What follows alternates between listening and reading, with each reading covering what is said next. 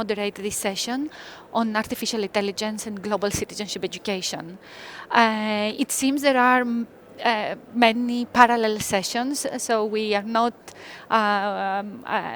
too many people in the room. So probably we can make it a little bit more interactive because, we can also have like a kind of discussion, probably introductions by you, etc. Before that, okay, Dominic is also here. I will wait for Steven also, just one moment, to check his headphones.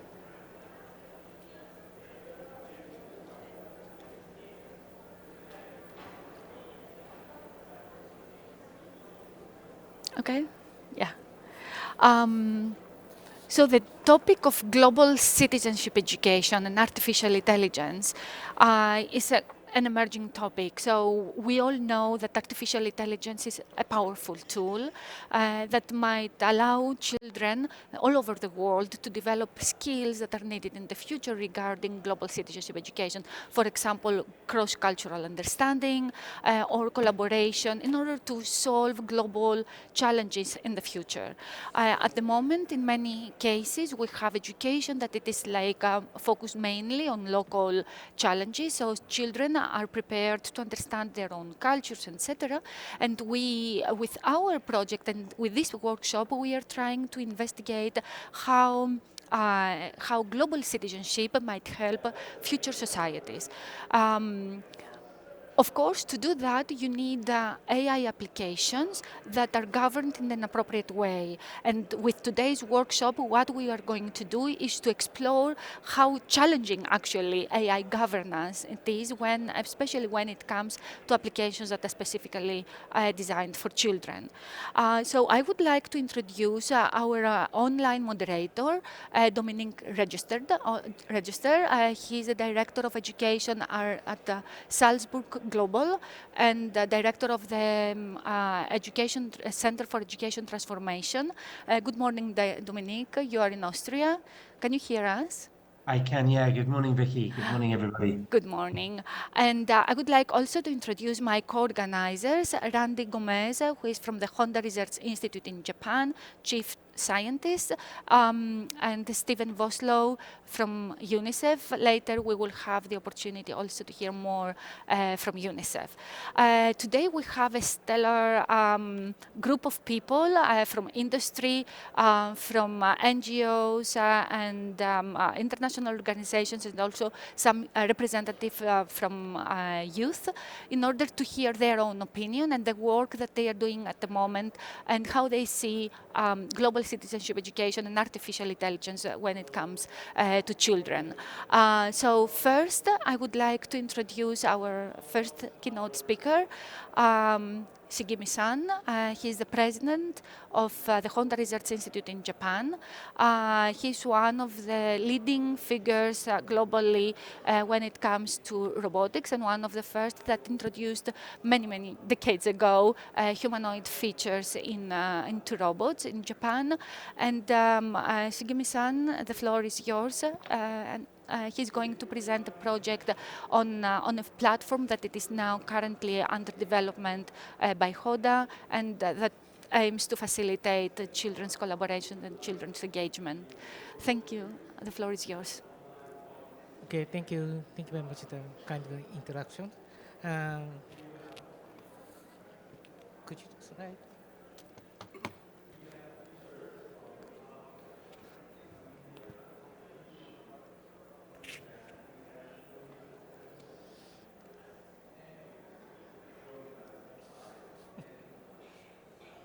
Is that okay? Good morning, everyone. I'm Satoshi Shigemi. I'm the president of the Honda Research Institute in Japan. Today, I would like to talk about the research we are conducting on the developing a robotics technology for the focusing the cross-cultural understandings. And first, I would like to clarify the points. Throughout my talk, I will be referring to the HRI. HRI means the Honda Research Institute.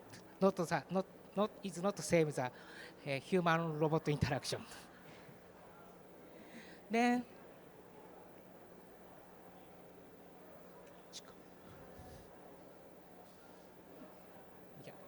doesn't work. Okay. Then I will talk about the overview of our research.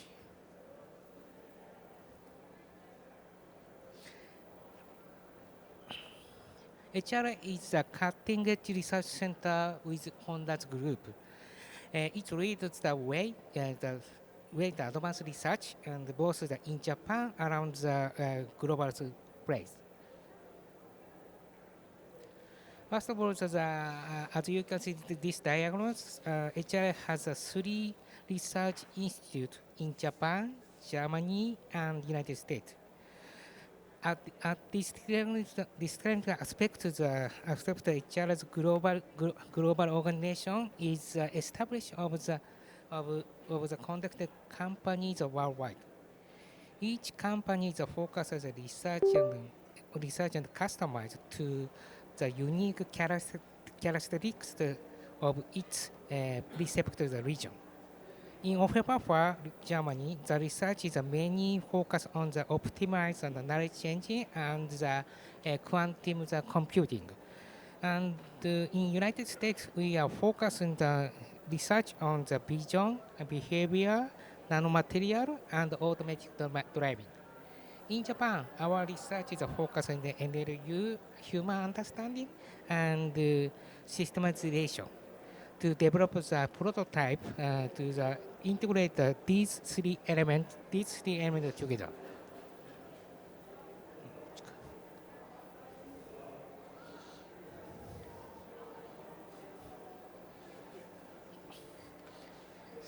Delay.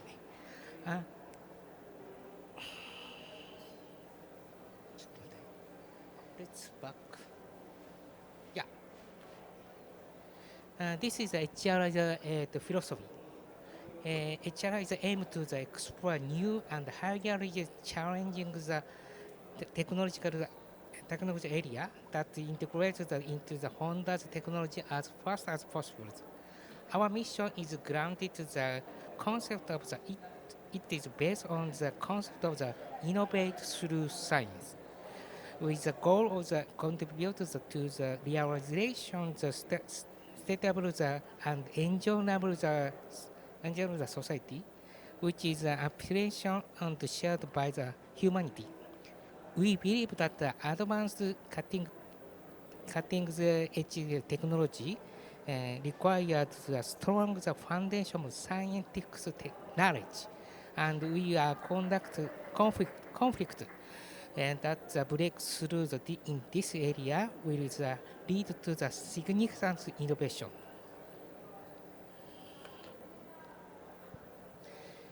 I believe that the next generation AI for society must be focused on the social embedded to become more acceptable. We propose the target of the social embedding should improve the group rather than the individual intelligence, robot, car, or device. Therefore, this is the intelligent group should be operated collectively, not in individual, allowing for the continuous learning. We believe that the intelligent machine is capable of functioning in real world should not only address the complex issues, but also make the decision and the benefit for not just one person, but the groups of the people that surround them.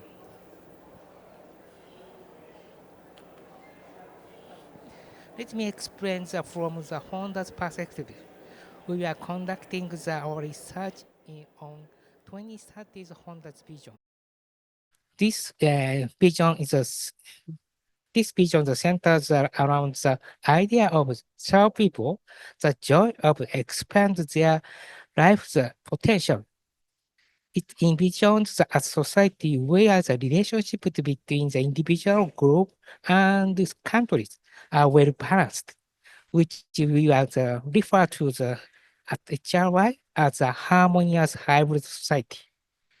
To achieve this, it is essential to develop the intelligent machine that supports the human growth.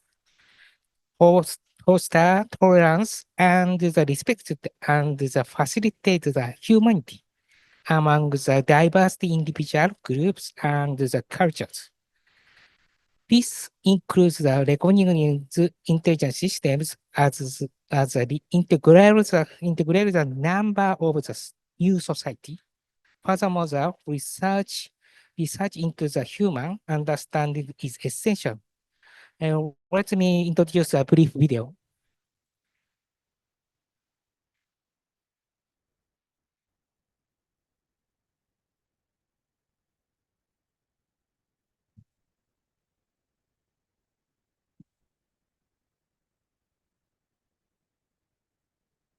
Wider pool of support allows others to help us achieve our goals, achieving more than we could alone. Today, these potential connections are constrained as society becomes more polarised and divided. We need to remove the many cultural, social and intergenerational barriers that impede access and encourage new ways of navigating human relationships. Humans are social beings. We're at our best when we're connected. We call this vision the Be Society, a place where people can aspire to be the person they want to be through openly sharing knowledge and resources with others. Whilst we've developed AI that allows cars to navigate their way safely in the world, we've yet to develop technology that helps people navigate personal relationships and build social connectedness across our work, home and school communities. Existing technological developments in artificial intelligence are transforming our personal experiences. AI advances, natural language processing, face and gestural recognition have all focused on accuracy, modularity and efficiency at the individual level. At HRI, we're weaving together new ideas and technologies to create a different kind of AI that can navigate human relationships. We're working with interdisciplinary research teams to develop AI and robotic systems to benefit society as a whole. Our mission is to lead in the new domain of human-centred AI and to establish the AI tools necessary to navigate human relationships for the Be Society to flourish.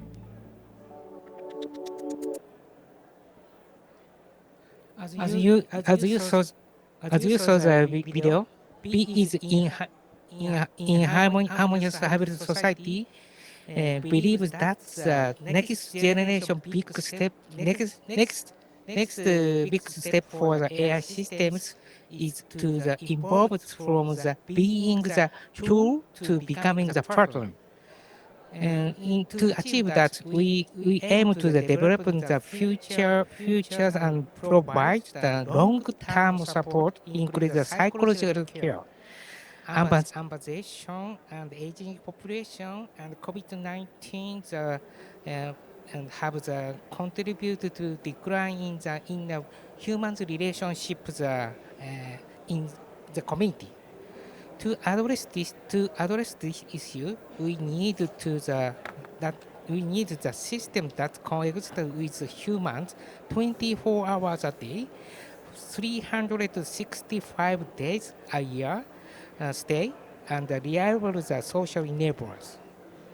In other words, the role of the enabler is to help people lead the more fulfillment lives. Currently, the Honda products use only a few hours in a day. I want to change it, and I would like to develop the new technology research to new technical research so that the Honda's products can coexist 24 hours a day.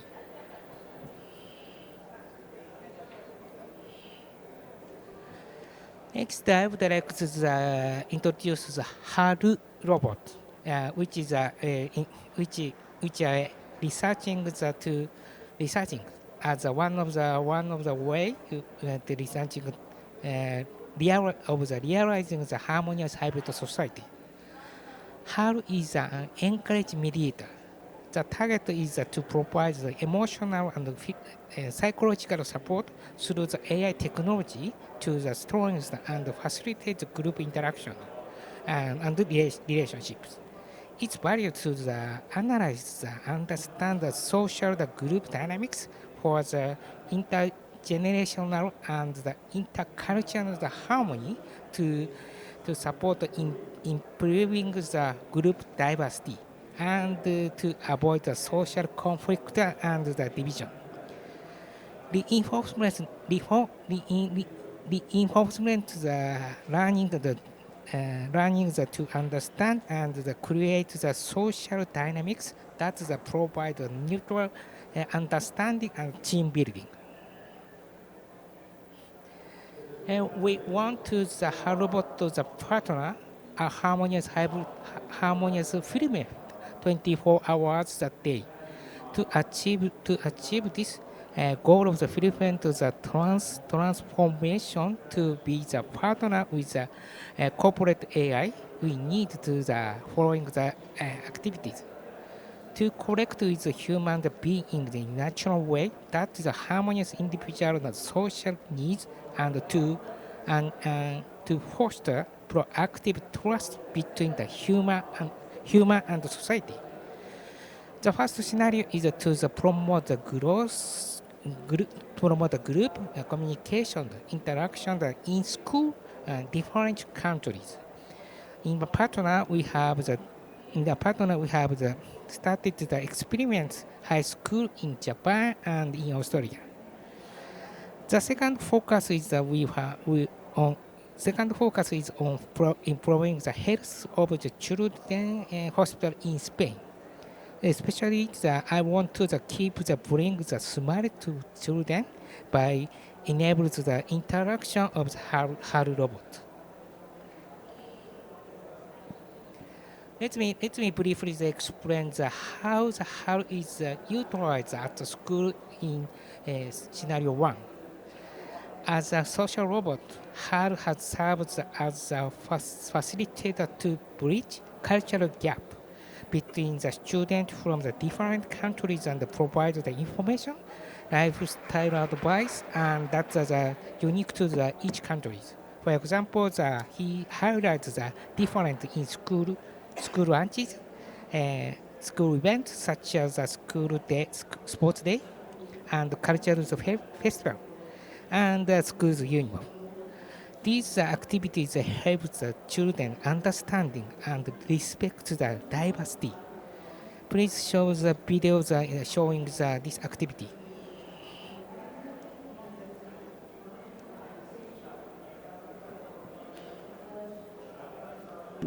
Over the next 5 years, HRI is focusing on research in AI that is designed to proactively nurture positive relationships and social cohesion.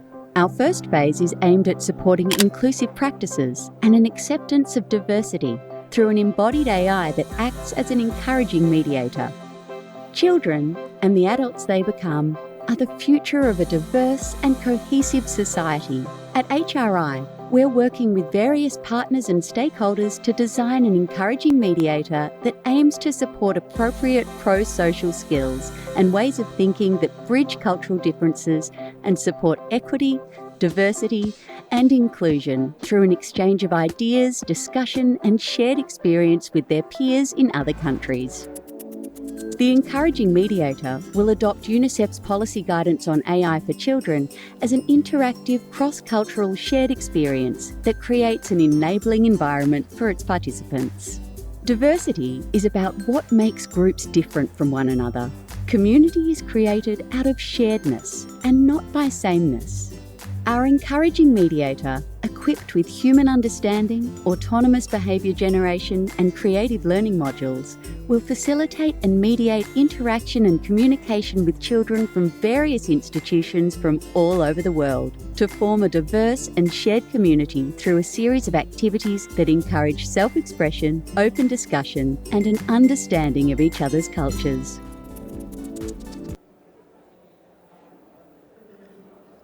Okay, next is I will explain the development of the social robotics cross-cultural mediations. Before that, we developed and deploy the robotic systems cross-cultures mediation.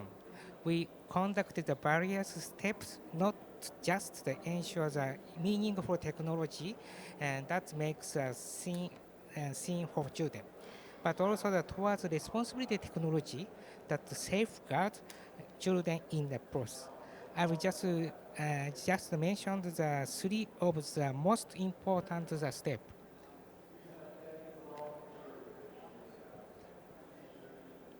In first step, around 3 years ago, we collaborated with UNICEF to promote the pilot study on AI for children.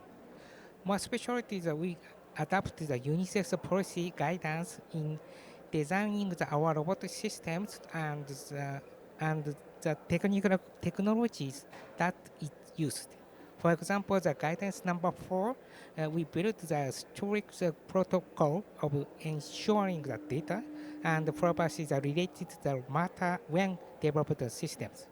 The kind of the research we have working on right now is a right mind and of ethical question.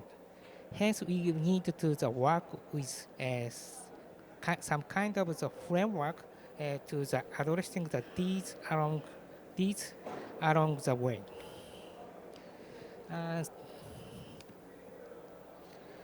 Step number 2, we conducted the various co-designs with partners, including the educators, to elicit from the children the kind of the interaction and the content they want the robot to provide.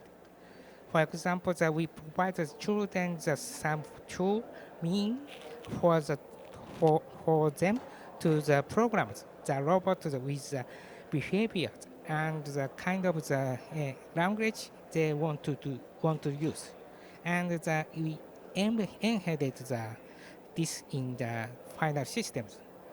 In this case, we ensure the children are participants in every technology we designed it.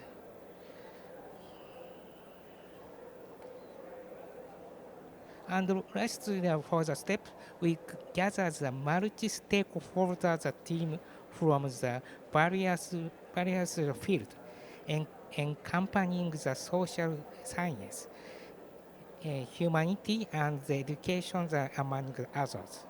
This team provides the content of the intelligent design that's relevant towards children's well-being.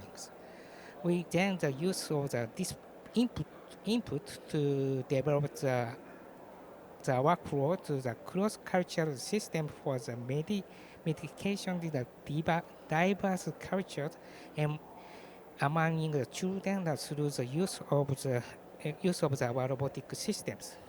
Then I will show the demo video and this.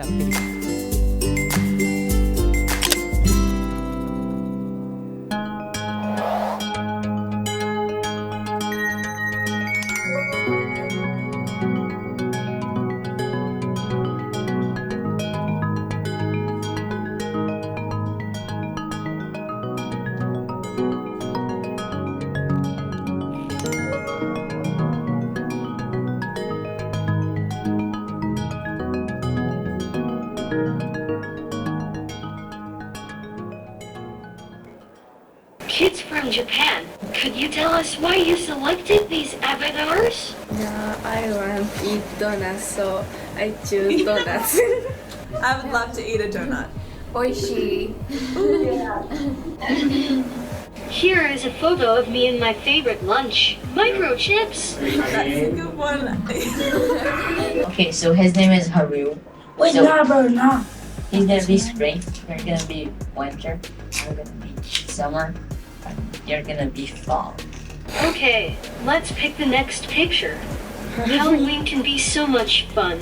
This picture is my band members' picture. We played music in our school's culture festival. I play trombone. Oh, that's wonderful. I play the trumpet And I played the flute. That's nice. The picture shared says school. Can you tell us more about it? This is me when the last day of elementary school. We did a dance party. Amazing. Your picture is so cool. Thank you. Rodriguez, you have shared a picture of your school. Can you tell us more about it? So I took that book because I like the earth and I love its natural resources that it has. And I also want to learn more about them so I can save it from these natural disasters and try to work out more. Nice. Rodriguez, thanks for sharing it with all of us. Ew, I see. I see you shared your favorite outfit. Do you wear the outfit a lot? Yeah, in school mostly. Yeah, I don't think I could pull it off.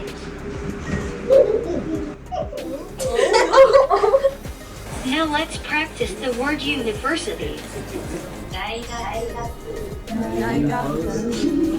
What would you like to study at university? Aerospace engineering. Aerospace engineering looks so interesting. Nice path to follow. So, our next activity is learning how to write kanji.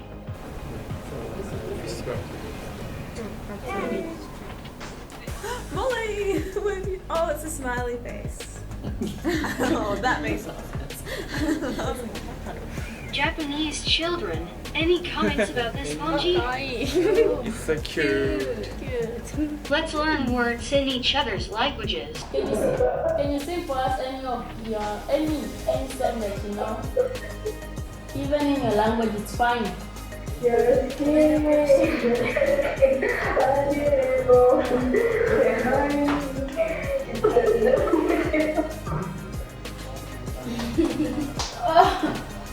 Wow. I think my giant green eyes make me unique. Oh. That and my amazing personality.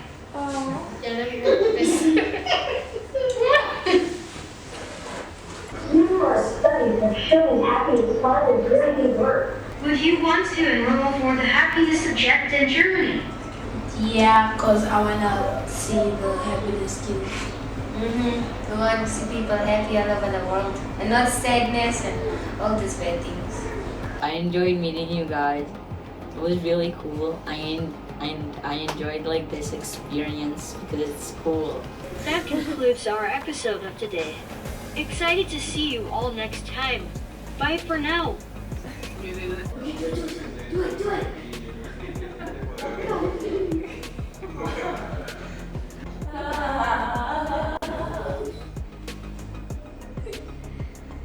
Really want to meet you guys in real life. Yeah, it was amazing to meet you. Yes. Bye. Bye. Bye. See you next time. Bye. Bye. Nice meeting you. Bye. I hope you had fun and learned something. See you soon. Bye. Bye. Thank you. Thank you. Sorry about that. Thank you for the kind of your attention. Thank you very much. Thank you, Sigimi-san, for the presentation.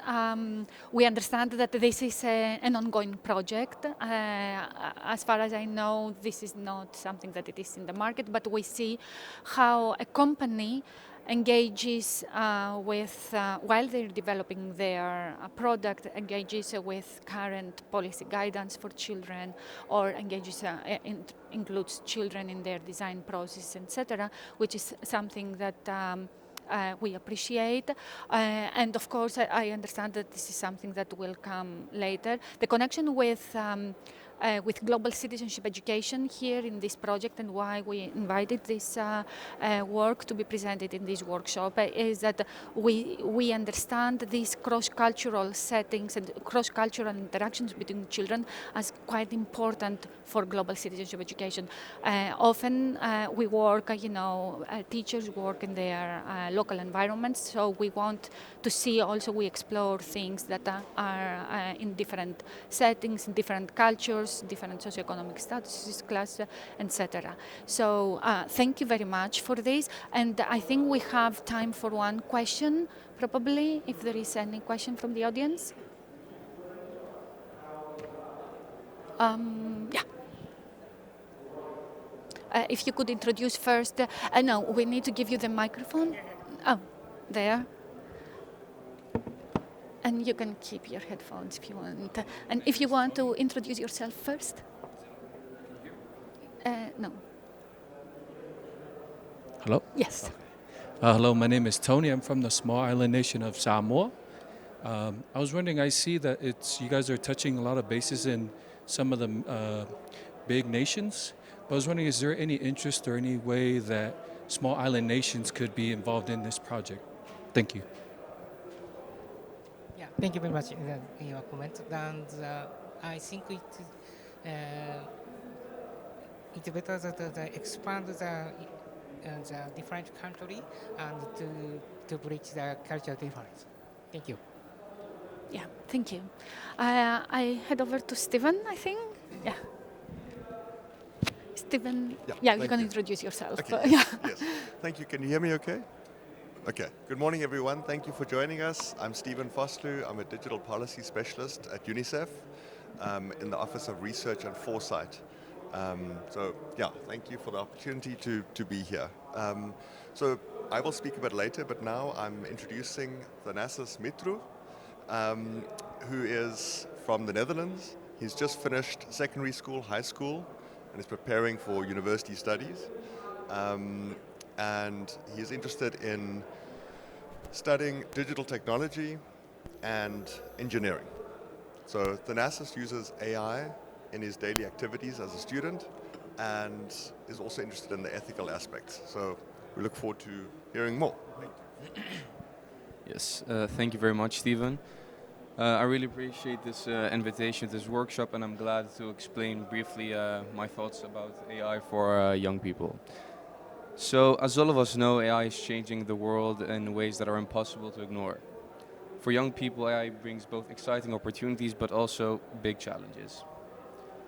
First, I'm going to talk about how AI can shape our education choices and career paths by providing access to information. And secondly, how social media keeps us connected with teenagers from all over the world.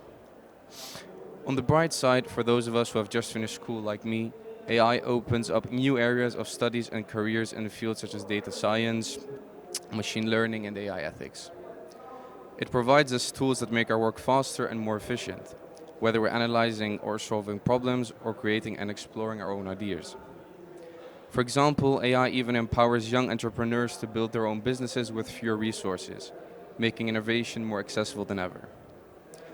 But with all this potential comes responsibility. We have to keep learning and adapting. For example, now that I'm preparing for my university studies, I often use ChatGPT to help me code better and give me feedback on my coding. And that would be way more difficult without ChatGPT. However, AI raises important ethical questions like how to prevent bias in AI systems, protect privacy, and manage its impact on job and society as a whole. It's up to us to engage thoughtfully with these issues. And that means developing skills AI can't replace, such as creativity, emotional intelligence, and critical thinking. And by staying curious and resilient, we can turn AI into a tool that works for us and not against us. Social media, another huge part of our lives, also shapes the way we see the world, especially how we think about democracy and social issues. Platforms like Instagram, TikTok, and X expose us to diverse perspectives and connect us to movements we're interested in. They make it easier than ever to advocate for change and be part of important conversations. But they have their downsides too. Algorithms often trap us in echo chambers, reinforcing what we already believe and making it harder to see other points of view. And on top of that, misinformation spreads fast, and the pressure to react quickly can lead to shallow thinking. To make the most of social media, we have to be critical about what we consume and use it responsibly to amplify positive change. This in combination with measures taken by governments and big tech to keep social media safe for all of us. AI and social media could do more to meet the needs of young people. Imagine if AI had features designed specially for us, like learning tools that adapt to our age and interests. Or maybe some safety modes that are able to block harmful content while encouraging creativity and curiosity. These tools could teach us to evaluate information critically, keeping us safe and informed while we explore and grow. Finally, many of us are privileged to learn how to become global citizens. These opportunities should be given to all children and young people, no matter the place they live in. Global citizenship education in combination with AI could be very useful to prepare young people to shape better societies. AI is a powerful tool, and it's up to us to decide how we use it. With curiosity, creativity, and a commitment to making a difference, we can ensure that AI shapes a brighter future for all of us. Thank you.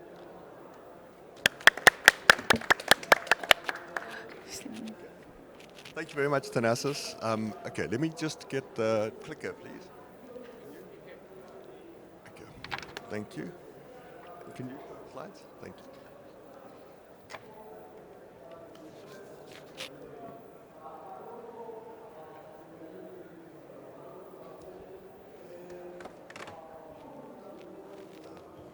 Okay, so hello again. You can hear okay? Perfect. Okay. So at UNICEF, we are obviously very interested in children's development and children's rights and how technology impacts those rights, either to develop those rights and support them or undermine them. And how do we protect and empower children? So this is an area of work that I lead. And a few years ago, I led a project called AI in Children, or AI for Children. And we developed guidance, which I'll touch on in a moment, on how AI can be developed in a way that upholds children's rights, protects and empowers them. So we started, well, we engaged young people around the world, and this was a workshop in Sao Paulo in Brazil, to really talk to them about, like Thanasis was saying, how do you use AI, what do you think about it? And this point came through really strongly, that even though children, and by that I mean anyone under 18, are actually the biggest, children and youth are the biggest online group out of any age group. And they use technology probably more than anyone else. The technologies aren't really designed with them in mind. And that needs to change. So we developed, there we go, this guidance on, like I said, on how AI can be more protective and empowering for children. And there's the link, and I really encourage you to use it. It's in English, Spanish, French, and Arabic. And there's some resources for parents and caregivers and teachers even. Let me go to the next slide, because these are some of the key points that came out in the guidance. And you'll recognize some of these if you are familiar with the AI world. Things like fairness and non-discrimination, or children's data and privacy. These are not new issues in the world of AI, but we really wanted to focus on what does it mean for when we're talking about a child's data, which is different to an adult's data.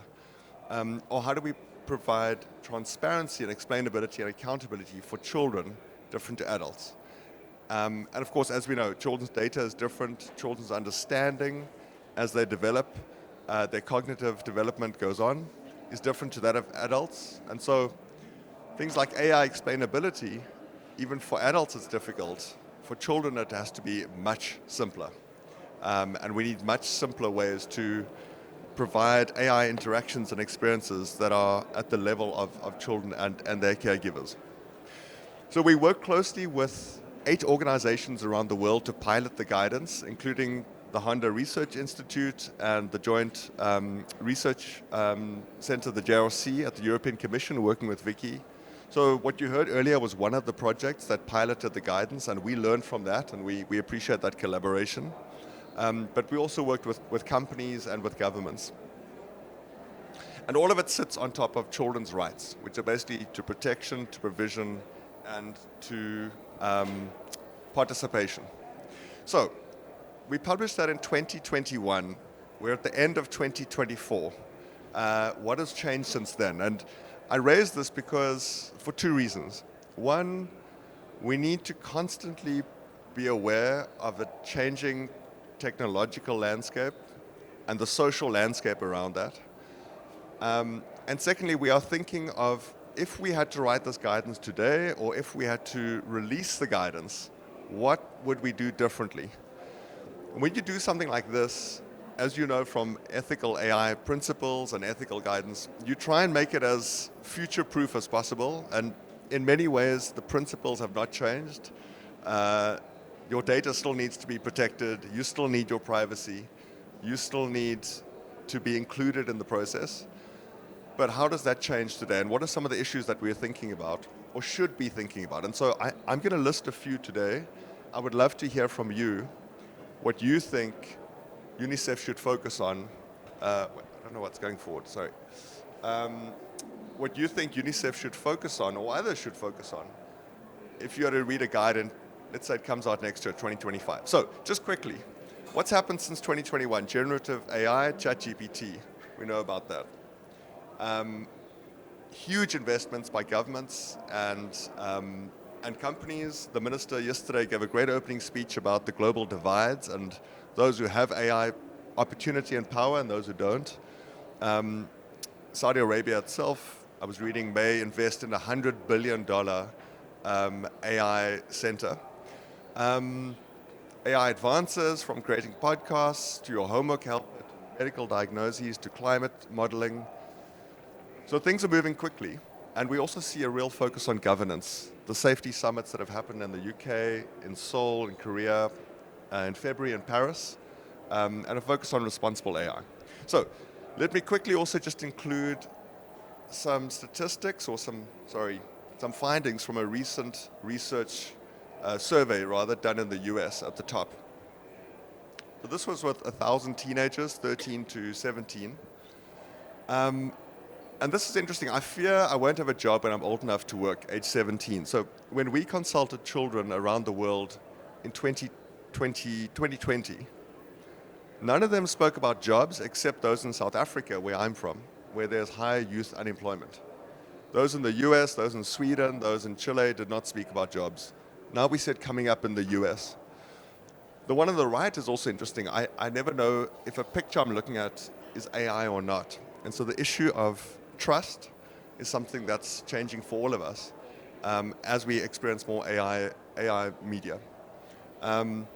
Misinformation comes up, 59% that teens are concerned about this. And almost half of teens use AI tools several times a week or more. Now, this is the US, so this is not the same for all countries.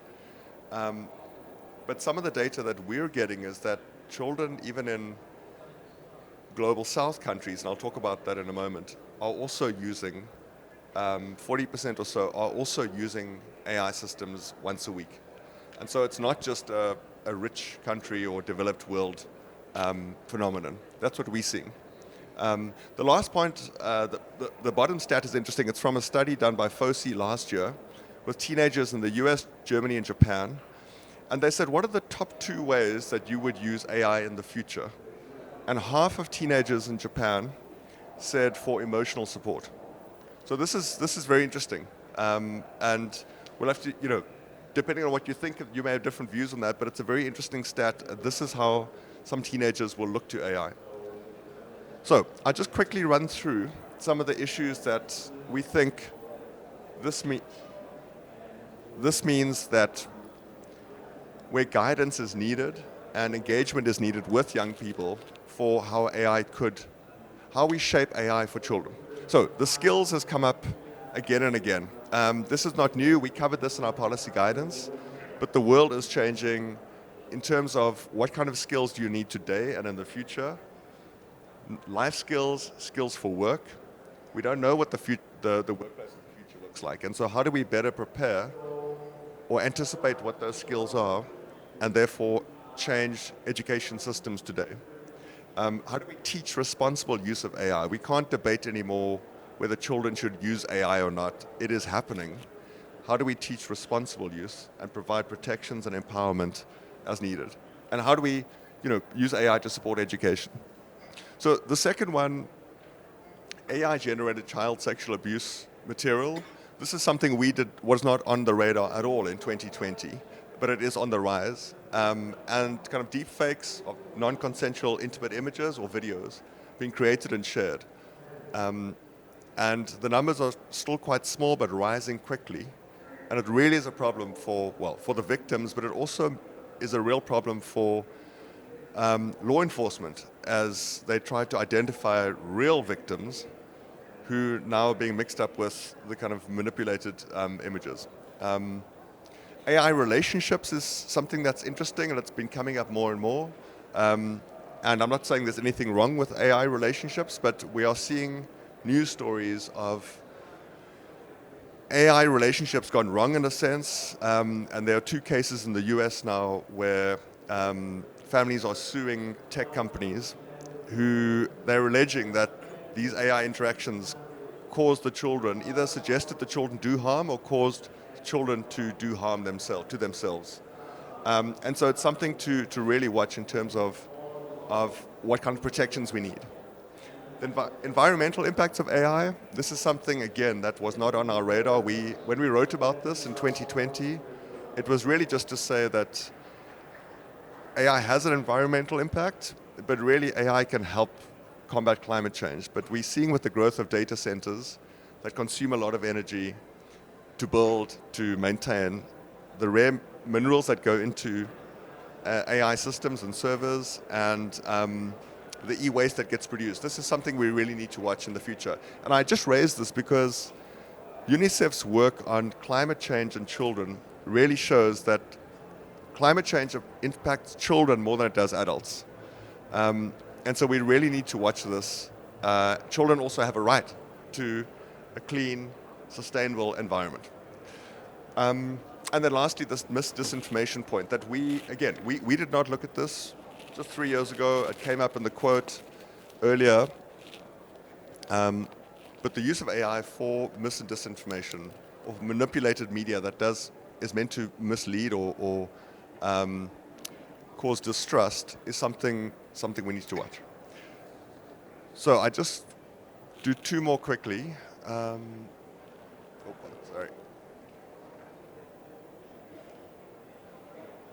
The AI supply chain, again, this is not something that we will focus on in a big way, but it's something that keeps coming up, that we need to improve the working conditions. These are digital products, and like all products that children use, we need to look at the supply chain and the labor practices. And there are stories of children potentially being used for data labeling and content moderation in very unsafe and unsupported conditions. So that obviously has to change. Okay. Sorry, it stopped. But basically just to say thank you for this. I would love to hear from you about what you think, how we can create a space where AI is more child-centered. We have some data coming out in the next few months from a project we're doing called Disrupting Harm, where we've asked children in 12 countries, and not the usual US, UK, in Morocco, in Colombia and Mexico, how they use AI, what they're worried about. We're looking forward to sharing that with you. Thank you. Thank you, Stephen. Amazing. In fact, what you mentioned about the climate change issue, I was last week in a conference where the Ban Ki-moon Foundation, they announced this climate change and global citizenship education. So I think there is quite activity, on this topic, and I'm very looking forward to see the next steps. But I think we have a time also for one question for Stephen. Yes, please. Here's It's not about the question, just a comment that. Sure. First of all, let me introduce myself. I'm Pyo from Myanmar. And I just would like to comment that when we are talking about the AI and the education, especially for the children, it is need not to focus children from the developing country and vulnerable group as well. So my comment would be like it's better to include them and also trying to outreach to the school in the developing country and also let them to include in the project would be the moving forward for the inclusion and diversity, and also think about the future of the AI in by means of the whole world. Yeah. Thank you so much for raising this so clearly. Stephen, I don't know if you want to comment on this at all, but totally. Thank you for that comment. It's really well appreciated. And you know, as we oh, no. I can hear Stephen. You can hear? Yeah. You can hear. Okay. No, as we know, the challenge with AI is that it's concentrated in a few countries and a few companies. And we really need to get those opportunities to the developing world and the global south. In Africa, there was an IMF projection that in Africa, by 2030, there will be 230 million jobs that will need digital skills, which would include AI skills, I would think, the way that the world's going. And so this really is an issue of how do you skill up children in the global south, and also use AI and digital to improve education in a really challenging situation. So thank you for that point. That's really well taken. Yeah. Thank you. And this also gives me the opportunity to introduce, to give the floor to Dominique, who is going to introduce our next speaker. Dominique, the floor is yours. And Amisa, probably she can turn on her camera as well. Great. Thank you, Vicky. Good morning, everybody. It's an enormous pleasure to introduce Amisa. Amisa is a counseling psychologist, a mediator, and an advocate for community resilience, for mental health, and for peaceful social cohesion.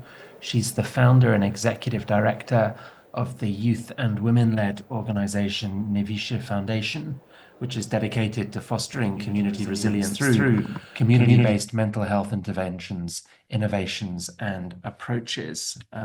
We at Salzburg Global, we had the chance to work with Amisa last year on a project about civic and civil education, which was one of the papers that fed into the design of this session. And so I'm very excited to welcome Amisa to the stage and to hear what she's going to say. And after Amisa's finished, there should be time for Q&A with both people in the room and the online audience. But Amisa, it's lovely to see you again. Thank you very much for doing this. And over to you. Yeah, just to mention that Amisa is based in Kenya, right? So Amisa, the floor is yours. Okay. Thank you, everyone. I hope you can hear me. Good morning. Very clearly. Yeah. Okay. Yeah, so my name is Amisa, and I'll start with the story on how I got into more involvement around AI. So I served in an organization as a board member, and this organization was handling a certain case of a big organization. I don't want to say the name. And this organization was being sued in Kenya because it is an international corporate organization, was being sued in Kenya. And the content moderators actually felt, apologies for that. So the content moderators were suing this company because of exploitation. So what happened is they worked with this company, but there was no safeguarding protocols. There was no policies to safeguard these young people who are workers. And there are content moderators, content annotators, and some of them are working into building content for some AI tools. So it was easy for them to be laid off, and some of them had developed mental health conditions because as content moderators, they were actually very brutal images as they were working. And this company, these young people were suing this big company, losing battle at that moment because has been like, and these are just young Africans who have, so the exploitation was there. So my work involved ways to support their mental health, but guiding them on how we can come up with better policies in regards to AI and the emerging trends which nobody is looking into. And So that is really what got me interested into AI, and especially with children, because once we, as the case is still continuing with these young people, and it is also disadvantageous because a lot of government are not supporting the young people.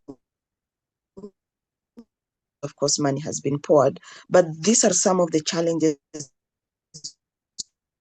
in the continent, right? So when we're talking about also AI within the African continent, one thing that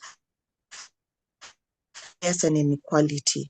A good example at Nivisha Foundation, the organization that we are working with, we've been using generative AIs and chatbots to create therapy so that they can be able to access mental health resources and access therapy support, or just an online chatbot where they can have the conversation with the virtual therapist. So it has been good, but one of the challenges that we are working on is that reflect the data, they reflect biases in their training of data, and it actually excludes African languages or context or perspective, because if you generate like an image of a young professional working in multinational corporate work, it won't bring the image of somebody like me. So it will bring the image of somebody else, right? So that means that the people who have been able to algorithm and train the data have not actually considered that there are actually other demographics who uses AI and should be included. And from the last speaker's point on how AI does not involve children, apart from not involving children, it does not involve individuals from marginalized communities, individuals from underrepresented communities, because if I'm not represented, how will my context and languages be known? And also, how do we make sure that it reaches everybody, even in place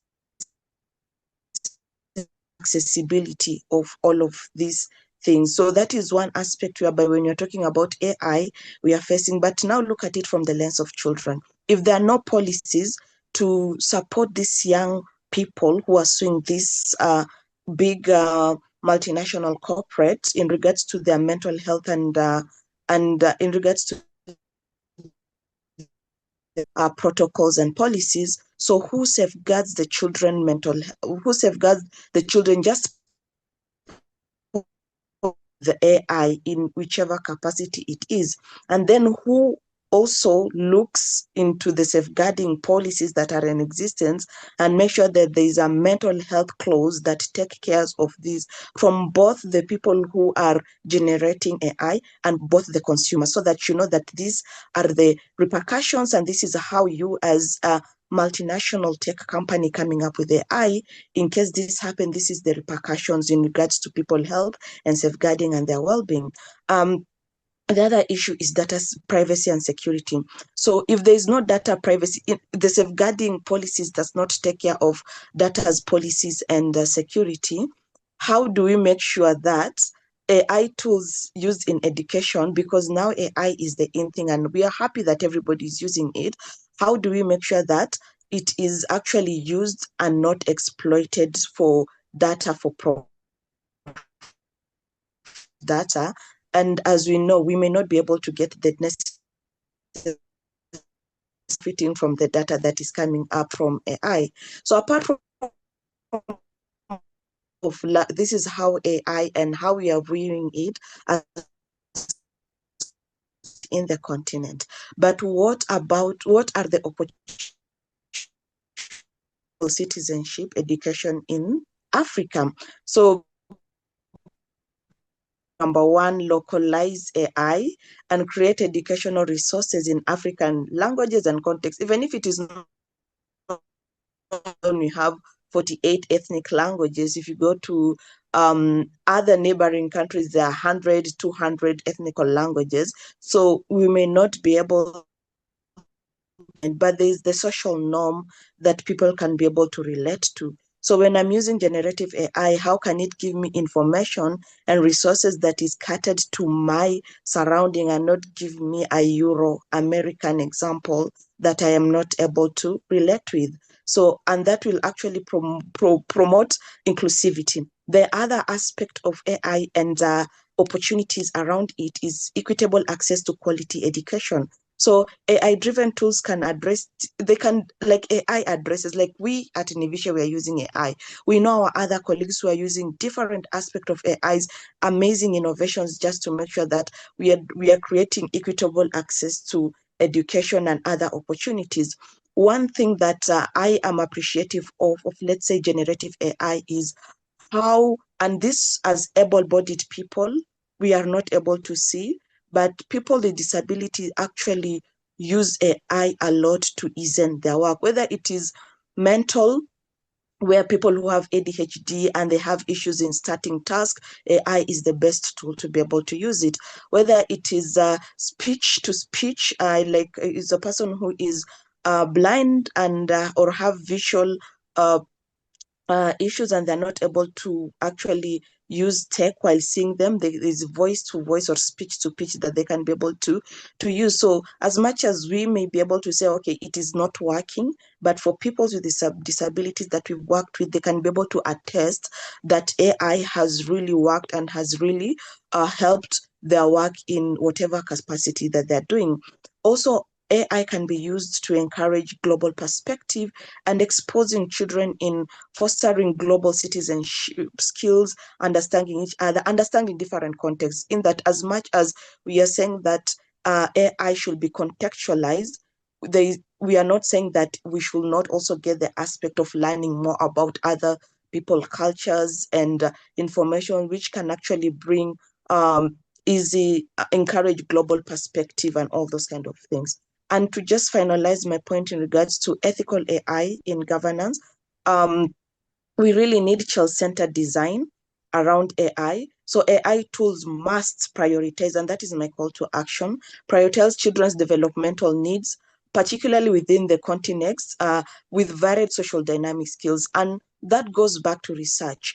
How much is actually invested in research around AI within the continent? So, and when I'm talking within the continent, it is Africa is not homogenic. Like Kenya has its own cultural issues, socioeconomic, political issues.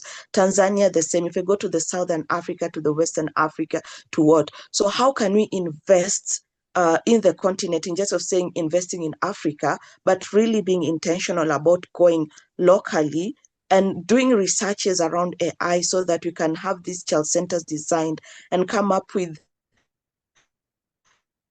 needs or children's need, which despite the various social cultural dynamics. So that is a call for action, like for most of us, because we know the statistic, like Africa has the largest population of youth and young children. So if we are not actually working with them to make sure that you're making the future better for them, we cannot say that we are actually creating a better society for them. How can we have transparency and accountability also when it comes to governance, and having clear guidelines on how AI tools function and their impact on children learning? Like, we need transparency. There's not a lot of transparency because it is for profit, and a lot of people profit from the data around AI. And how can our government, this is also a call for us, and monitor AI's role in education. You cannot say that AI is there. So us as government not addressing AI and not prioritizing it means that we are leaving children and young people exploited and exposed to harm around AI.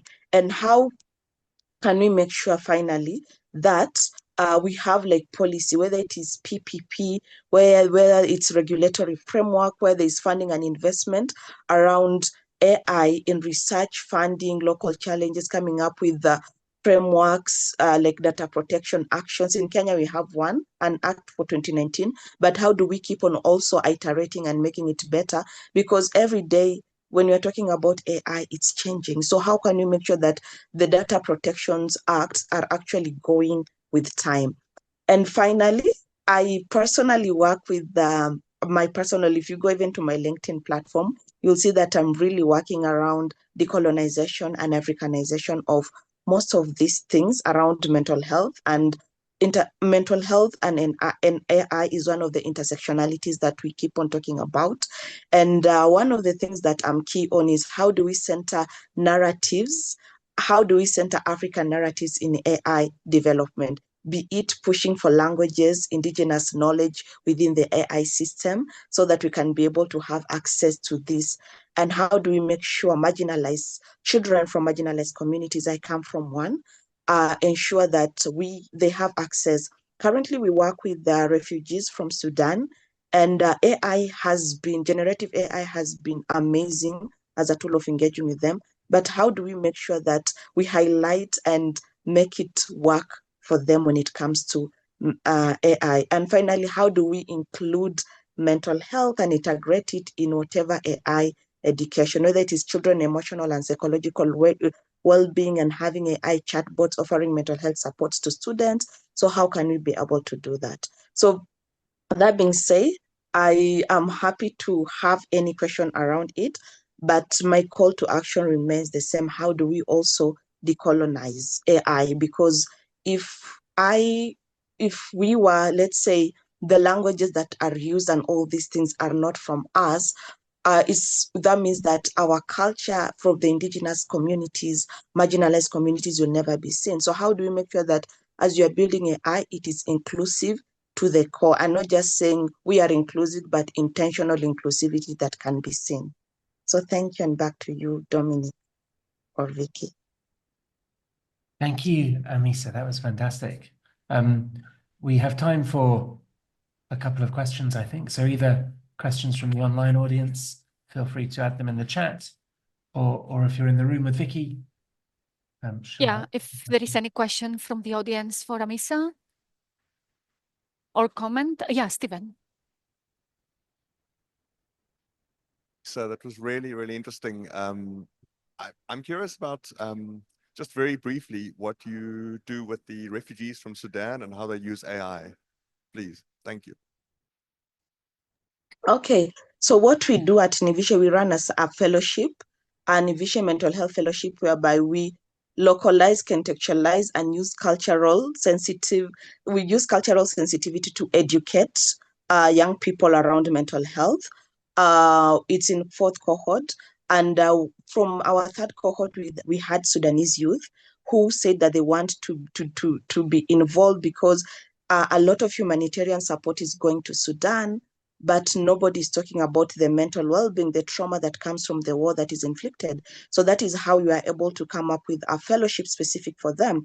But since most of them are displaced in different countries, we have been able to use the fellowship already had its own curriculum that was geared towards like Kenyan youth specifically, but now because of AI, we've been able to use it to translate the conversations, the curriculum, so that it can suit the Sudanese languages. Of course, we have Sudanese Youth Advisory Board to guide us in regards to that, but also we have like a chat bot that we are training it to actually speak or understand the Sudanese language and context, so that whichever place a young person is and they're not able to access mental health support or a therapist, they can be able to use the chatbot that actually is cultural sensitive and uses the language to be able to do that. So we are working in the aspect of voice to voice and speech to speech, and also like feeding it with Sudanese language so that they can be able, Sudanese Arabic,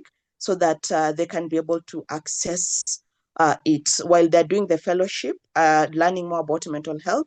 There's also a resource or a tool, because since we are not able to offer one-on-one mental health support, as most of them are displaced wildly within, and majority within the continent, how can they use the existing tool to make sure that they're accessing the necessary mental health support that they need?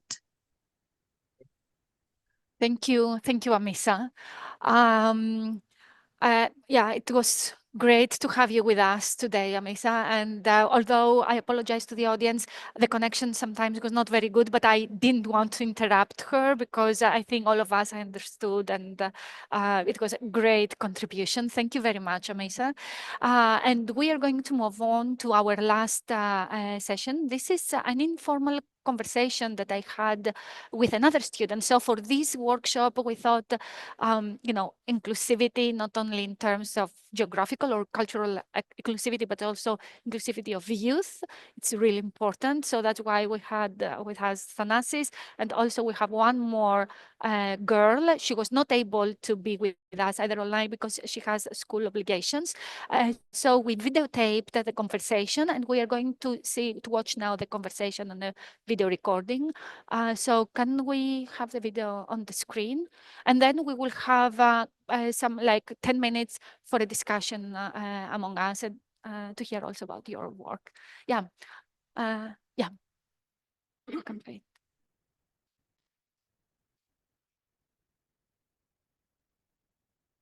Hi, Ariadne. Thank you for being with us today.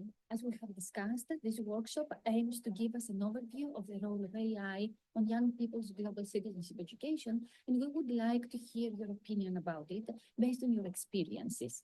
In most countries, teenagers grow up in societies that depend more and more on AI-based applications. Can you describe what kind of opportunities and risks you see about the use of AI by young people, and tell us your opinion about possible future directions? Hi, Vicky. Thank you for the invitation to be part of this workshop at the IGF 2024. I'm glad to share some of my thoughts about AI and global citizenship education.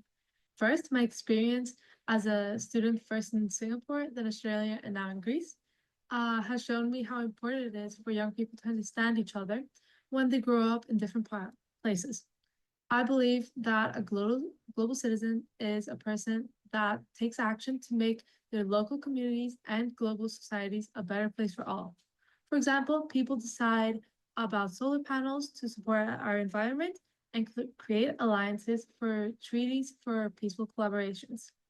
More recently, developers create AI technologies that can help teenagers connect with other teenagers all over the world. AI has and is increasingly becoming a component in our everyday activities, even if we don't realize it. It ranges from the creation of Instagram feed you may scroll on and extends to tools that help you do your project at school. We are all aware of the life-saving tool ChatGPT is when you realize your literature essay is due the next morning. AI benefits us by creating specialized and specific recommendations, such as music or movies, and it acts as a more direct research engine. Moreover, the use of AI in social media acts as a tool for young people to stay connected while enriching their understanding for different cultures all around the world. However, AI comes with several ethical challenges. When employed to carry out tasks that help us learn and are critical for us when we are developing other skills. An example of this is when ChatGPT is used as an essay generator rather than a feedback studio. When we give authority for it to change our words or structure our sentences, this is where AI becomes more complex. Sometimes it makes us even believe that the ideas generated by ChatGPT are our own. But it is important for all students to understand that in different contexts, the same tool might have positive or negative impact for us. Indeed, that is so true. Thanks for sharing with your thoughts about the current situation. Now, can you tell us if you have any suggestions for future directions? I think that we all need to be safe in an online environment as it happens in our physical environment. For this, we need rules. I would like to talk about the International Baccalaureate Organization, or the IBO, which I am part of. This is an international high school diploma program. The IB has issued an academic integrity policy document that includes the use of AI. I agree with it since they have made it more clear that plagiarism is a serious action that could result in a student to be expelled from the IB, or in worst cases, an institution to lose their license to teach the IB. The document summarizes that AI cannot be used as a writing tool, but only used to help us improve text with grammatical errors. This way, the IB creates these boundaries on the use of AI without restricting it completely. For these reasons, I believe it is important to set certain rules, even legislations, to control the use of AI, but not to the extent that prevents it completely. I'm very curious, for example, how the new decision on the Australian government to ban social media for children under 16 will be applied. AI is a development of modern society that cannot be ignored. And we hope that this workshop at IGF will help make decisions for AI and its use. Thank you so much, Ariadne. That is very helpful for all of us. We are very glad to hear your thoughts about the use of AI by young people, and we hope that more young people like you will advise us on how to create a better online environment for all of you. Thank you very much. Right. So we saw on this like some worries, especially I mean we all this Ariadne mentioned the life-saving ChatGPT, right? So we see the attitudes that children Ariadne, have. thank you for being with us today. Probably As we can have stop discussed, the this video workshop again. aims to give us an overview I of think the we AI hear again on the young video. people's global This is what citizenship I education. We would hear in love my. to hear Is it your only opinion me? about it. No. Okay. Yeah. But I would like now to open the floor probably to the audience. If you have any comments or if you want to share something from your work that it is relevant to this workshop, we would love to hear. Yeah, sure. We need the microphone. Thank you. Can you hear me? Yes. Okay. If you can put the microphone closer, yeah, okay. better. So Amisa has answered one of my questions, but I will ask. So in more affected regions, I'm from Sudan. So how children often like lack access to safe infrastructure, education. So how can AI policies and tools can be adapted to address the unique needs of children in these areas, ensuring they are not left behind? And how can we ensure that they are benefited from the AI-driven global citizenship education? Do you want, yeah?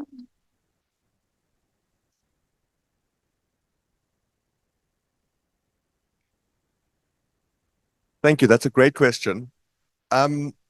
What we see overall is that what I said in the beginning, just to say it again, because it keeps coming up, is that children use AI, but they're not involved in how AI is designed or how the policies are made.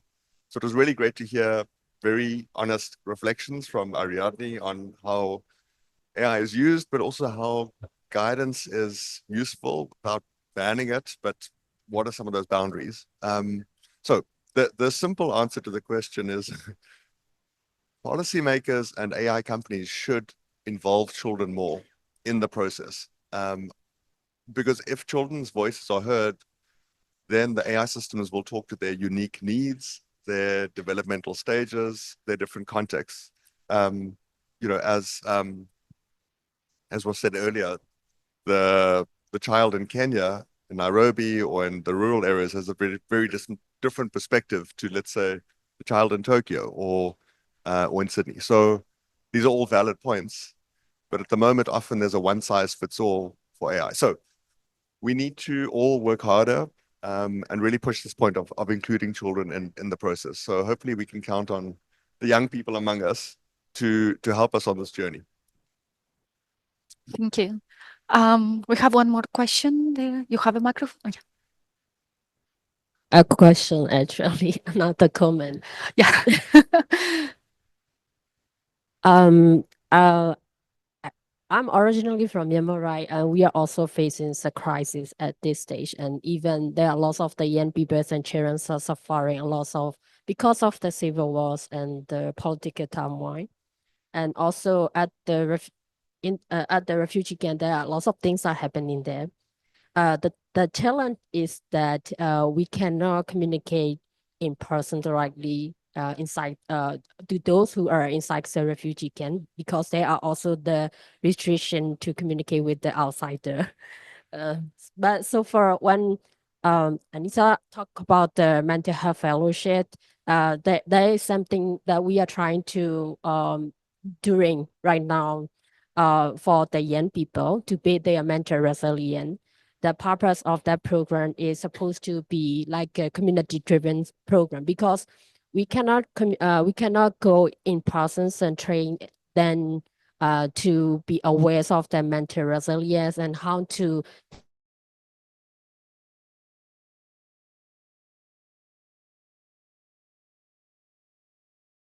the temporary. That is the thing that we can provide in this station. Not say how to build their mental well-being during the crisis area. So the thing that we are trying to do is like we are trying to engage with them virtually through the program, and also trying to provide the temporarily relief practice that they can use in their daily life for their emotional well-being, and then coping their anxiety in somewhat way. That is, but on one hand, our concern is that the sustainability of the program, because it is totally voluntary-based program. So the thing is that we have to look for someone from the relevant community to get involved in that program to contribute back to their community. I believe that in this internet governance community, most of the community members are also the voluntary base. We modeling that concept and trying to practice in the localization program. That is what I commend, talking about the mental resilience and the young people. And we also need to consider about the sustainability of the program without having any grants or any funding. At least we need to, we can figure it out the passionate young person who would like to contribute back to their community. Yeah, that's an excellent point. Thank you so much for raising it. I know we have just a few minutes to respond. Just from my part, I think what you said, like having funding, but also Stephen mentioned beforehand, we need more investments, and these kind of programs should be sustainable and should be long-term, especially if you engage with mental health issues. This is something that it cannot be like for 3 months, for example. You need to have a long-term plan. And I hope, especially in this community, from our side, of course, we are going to report back on IGF and eventually to the UN. And we, with the means that we have, we are going to raise this issue, of course. But thank you very much for commenting on this. I don't know if there are other comments on this topic. No. Okay. Dominique, online, do you see any, do we have any question from online participants, or we are good to close?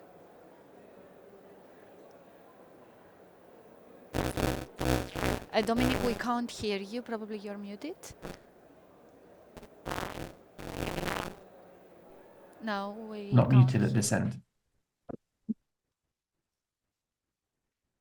One moment. But there are no questions. Yeah. Okay, Oh, great. Thanks, we Vicky. don't have questions. Okay, so I would like to thank you all for being here today with us. And if you want to keep in contact, you have our names, contact emails. Please keep in touch. Thank you very much.